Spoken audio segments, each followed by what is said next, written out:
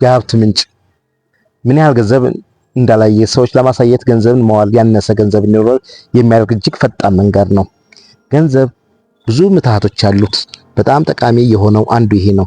ሀብት የሚታየው ነው። መስተንግዶ ሁኜ በሰራሁበት ጊዜ በሎስ አንጀለስ በ2000 አጋማሽ ነበር።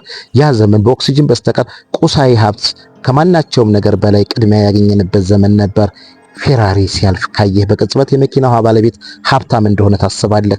ምንም እንኳን ለነርሱ ብዙ ትኩረት በተሰጣቸው፣ ነገር ግን ከነዚህ ሰዎች የተወሰኑትን ማወቅ ስትጀምር ነገር ሁሌም እንደዚህ እንዳልሆነ ተረዳሁ። የብዙዎቹን አብዛኛውን ገንዘባቸው መኪና ላይ የዋሉ እውነታዎች ስኬቶች የሌሏቸው ናቸው። አንድ ሰው አስታውሳለሁ፣ ሮጀር እንለዋለን። በእድሜ እኩያዬ ነው። ሮጀር ምን እንዳደረገ አላቅም። ፖርሺ ያሽከረክራል። ይህ ሰዎች ግምታቸውን እንዲያስቀምጡ አድርጌያለሁ። ከዚያም አንድ ቀን ሮጂ አሩጌ ሆንዳ እየነዳ መጣ። በሚቀጥለው ሳምንት ከዚያ በኋላ ፖርሺን ምን ሆነ ጠየቅኩት። የመኪናውን ብድር መክፈል ስላልቻልኩ እንደገና ሌላ ሰው ተሸጠ ብሎ መለሰ። የማፈር ስሜት እንኳን አልነበረውም።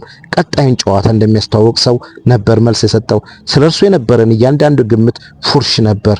ሎስ አንጀለስ ልክ እንደ ሮጀር ባሉ ሰዎች የተሞላች ናት። $1000 መኪና የሚነዳ ሰው ሀብታም ሊሆን ይችላል። ነገር ግን ስለ ሀብቱ ያለህ ብቸኛ መረጃ መኪናውን ከመግዛታቸው በፊት ከነበራቸው $1000 ያነሰ ሀብት አላቸው። ያም $100,000 ብድር አለባቸው የሚለው ነው። ስለ እርሱ የማስታወቀው ነገር ይህ ብቻ ነው። ሀብቱን ከምናየው ነገር ለመለካት እንሞክራለን፣ ምክንያቱም ከፊት ለፊታቸው ያለ መረጃ እነርሱ ስለሆነ ነው። የባንክ ሂሳባቸውን ወይም የሥራቸውን የገቢ መግለጫ ማየት አንችልም። ስለዚህ ውጭኛ መግለጫቸው ተመርኩዘን ፋይናንሳዊ ስኬትን እንለካለን። መኪናዎች፣ ቤቶች፣ ኢንስታግራም ፎቶዎች ዘመናዊ ካፒታሊዝም ትርፋማ ኢንዱስትሪ እንዲያደርጉላት ድረስ ጎበዝ ሰዎች ያጭበረብሩበታል። ነገር ግን እውነቱ ሀብት የሚታየው መሆኑ ነው። ሀብት ያልተገዙ ጥሩ መለኪያዎች ናቸው። ያልተገዙ የአልማዝ ፈርጦች፣ ያልተደረጉ የእጅ ሰዓቶች፣ ያልተለበሱ ውድ ልብሶች ናቸው። ሀብት ወደምታያቸው ሰዎች ያልተለወጡ ገንዘባዊ ጥሬ ሀብቶች ናቸው። ዘፋኟ ሪሃና እጅግ ብዙ ገንዘብ ካወጣች በኋላ ሙሉ በሙሉ ባዶ እጇ ልትቀር ነበር። እናም የፋይናንስ አማካሪዋን ከሳ ነበር። አማካሪዋ ሲመልስ ገንዘብሽን ነገሮች ላይ ካላዋልሽ ከገንዘብ ጋር ላይሆን ነገሮች ጋር ትቀበሪያለሽ ብዬ ልነግራት ግድ አስፈላጊ ነበርን ብሏል። ልትስቁ ትችላላችሁ፣ መሳቅ መብታችሁ ነው። ግን መልሷ ሰዎች ይህ ሊነገራቸው ይገባል። ብዙ ሰው ሚሊዮነር መሆን እፈልጋለሁ ሲል ምናልባት በትክክል ማለት የፈለገው አንድ ሚሊዮነር መውጣት እፈልጋለሁ ነው። ይህ ደግሞ በግልጽ የሚሊዮነር ትርጉም ተቃራኒ ነው። ኢንቨስተር ቢል ማን በአንድ ወቅት እንዲህ ሲል ጽፏል። ሀብታም እንደሆነ እንደሰማን ብዙ ገንዘብ በጣም ውድ የሆኑ ነገሮች ላይ እንደማጥፋቱ ያለ ቀላል ነገር የለም። ሀብታም የመሆን መንገድ ገንዘብ ሲኖርህ መውጣትና የገንዘብ ላይኖርህ ይችላል። አልመውጣት ግን ይህን ቀላል ዘዴ ቀላል አያደርገውም። እጅግ በጣም ጥሩ ምክር ነው። ነገር ግን ብዙ ርቀት አይወስነንም። ሀብታም የመሆን ብቸኛው መንገድ ያለን ገንዘብ አለማጥፋት ነው።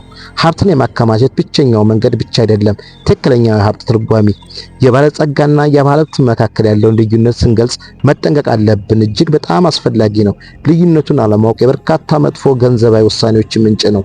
የባለሀብት የተጣራ ገቢ ያለው ሰው ነው። $100,000 መኪና የሚነዳ ሰው ባለሀብት ነው ማለት እንችላለን። ምክንያቱም ምንም እንኳን መኪናውን በብድር ቢገዛውም ወርሃዊ ክፍያ ለመቻል የሆነ ገቢ መጠን ሊኖረው ያስፈልጋል። በትልልቅ ቤቶች የሚኖሩትን ሰዎች በተመሳሳይ የባለሀብት ሰዎችን ለመለየት ከባድ አይደለም። ራሳቸውን ለማሳወቅ ብዙ ጊዜ ከባድ ይወዳሉ። ባለጸግነትና የተደቀነ ወይም የተደበቀ ገቢው የሚጠፋ አይደለም። የባለጸግነት የሆነ ነገር ላለመግዛት የተወሰነ ምርጫ ነው። ዋጋው ምርጫቸውን የጊዜ ነፃነትና እድገትን ለመስጠት ላይ የተመሰረተ ነው። ዛሬ የምትገዛው ይልቅ የወደፊት የሆነ ቀን ብዙ እንደምትገዛ ያስችልሃል። አመጋገብ፣ አካላዊ እንቅስቃሴ ውጤታማ ተምሳሌት አላቸው። ክብደት መቀነስ በጣም ከባድ ነው። ጠንካራ አካላዊ እንቅስቃሴ የሚያደርጉትን ጭምር አካላቶችን ዘ ቦዲ የተሰኘው መጽሐፍ ቢል ብራሰን ለምን እንደሆነ ያብራራል። በአሜሪካ ውስጥ በተደረገ አንድ ጥናት ሰዎች አካላዊ እንቅስቃሴ ለማድረግ የሚያቃጥሉትን የካሎሪ መጠን በ4 እጥፍ ከፍ አድርገው እንደሚገምቱ ውጤት አግኝቷል። ስለዚህ የሚያቃጥሉትን ካሎሪ ለማካካስ በአማካይ 2 እጥፍ ይመገባሉ። እውነታው ብዙ ምግብ መብላት ክብደት ለመቀነስ ያደረግከውን ከፍተኛ አካላዊ እንቅስቃሴ ጋር ታሳጠዋለህ። ይህን ብዙዎቻችን የምናደርገው ነው። አካላዊ እንቅስቃሴ ልክ ባለ ሀብት እንደመሆነ ነው። ስራውን ሰርቻለሁና አሁንም ጥሩ ምግብ መብላት ይገባኛል ብለህ እንደምታሰብ ያደርጋል።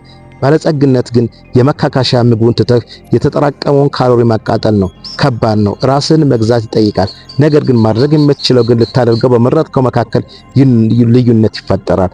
ለብዙዎቻችን ችግር የሆነው ባለሀብት አርአያዎችን ማግኘት ቀላል መሆኑ ነው። የባለጸጋዎች ማግኘት በጣም ከባድ ነው። ምክንያቱም በመርህ ደረጃ ስኬታቸው በጣም የተደበቀ ነው። ይህም ቢሆን ነገሮች ግን ገንዘብ የሚያጠፉ ባለጸጋ ሰዎችም አሉ። በዚህ ጊዜ የምናየው ባለጸግነታቸው ሳይሆን ሀብታምነታቸውን ነው። ለመግዛት የመረጥካቸውን መኪኖች እናያለን። እንዲሁም ልጆቻቸውን የሚልኩባቸው የመረጧቸው ትምህርት ቤቶችን ልናይ እንችላለን። ቁጠባቸውን፣ የጡረታ ሂሳባቸውን ወይም የኢንቨስትመንት ድርሻቸውን አናይም። ብዙ የሚያወጡ ባይሆኑ ኑሮ ሊገዟቸው የሚችሏቸውን ቤቶች ሳይሆኑ የገዟቸውን ቤቶች እናያለን። የዚህ አደገኛው ነገር ብዙ ሰው ከምር ሀብታም መሆን ይፈልጋል የሚል ሐሳብ አለኝ። ሀብታም መሆን ነፃነትን፣ በራስ መመራትና ጊዜ ማግኘትን ይፈልጋል። ከነዚህ ከሚሰጥ ደግሞ ያጠራቀምከው ያስቀመጥከው ገንዘብ ነው። ነገር ግን ገንዘብ ማግኘት ማለት አይደለም ማጥፋት እንደሆነ በውስጣችን በደንብ ተቀርጿል። ይህ ደግሞ ሀብታም ከመሆን የማይታይ እንቅፋት ይሆናል። ስለምናስበው ከእርሱ ለመማር ከባድ ነው። ሰዎች ኮርጀው ለመማር ጎበዞች ናቸው። ነገር ግን የሀብት ድብቃ የተፈጥሮ ሌሎችን ለመኮረጅ ከጉዟቸው ለመማርና ከባድ ያደርገዋል። ከመቆ በኋላ ዶናልድ ራይድ ለብዙ ሰዎች የፋይናንስ አርአያ ሆኗል። በዋና መገናኛ ብዙዎችን ጀግኗል። በማህበራዊ ሚዲያዎችን አድናቆችን ተችሎታል። በህይወት ሳለ ለማንም ሰው አርአያ ምሳሌ አልነበረም። ምክንያቱም ለሚያውቁት እንኳን የሀብቱ እያንዳንዱ ሳንቲም አይታይም። የታላቅ ደራሲያኖች ስራዎች ማንበብ ባይሆን ኖሮ መጽሐፍ መማር ምን ያህል ከባድ እንደሚሆን አስቡት። ለሚያነሳሳህ ማን ይሆናል? ለምታደንቀው ማን ይሆናል? ለማንም ስኬታማ ስልቶች ትከተላለህ። አስቀድሞ ከባድ የነበረው በጣም ከባድ ያደርገዋል። ከሚታየው ነገር ለመማር በጣም ከባድ ነው። ለዚህም ነው ለብዙዎች ሀብት መገንባት በጣም ከባድ የሚሆነው። ዓለም ምስኪን ከሚመስሉ ግን እውነተኛ ሀብታም በሆኑና በብድርና በዕዳ ብረት በመጣል ላይ ለሚኖሩ ግን ሀብታም በሚመስሉ ሰዎች የተሞላች ናት። እናም በፍጥነት የሌሎችን ሰዎች ስኬት ስትገመግምና የራስህን ግቦች ስታስቀምጥ በአእምሮህ ይህን አስተውል። ሀብት የምትፈልገው በምትቆጥበው ካልሆነ ለእንግዲያውም ለጠቃሚው ምንድነው ካልከኝ፣ እሺ ገንዘብ መቆጠር እንደሚገባ ላሳምንህ። ስለተከታተላችሁኝ አመሰግናለሁኝ። ላይክ፣ ሼር፣ ሰብስክራይብ አበረታቱኝ።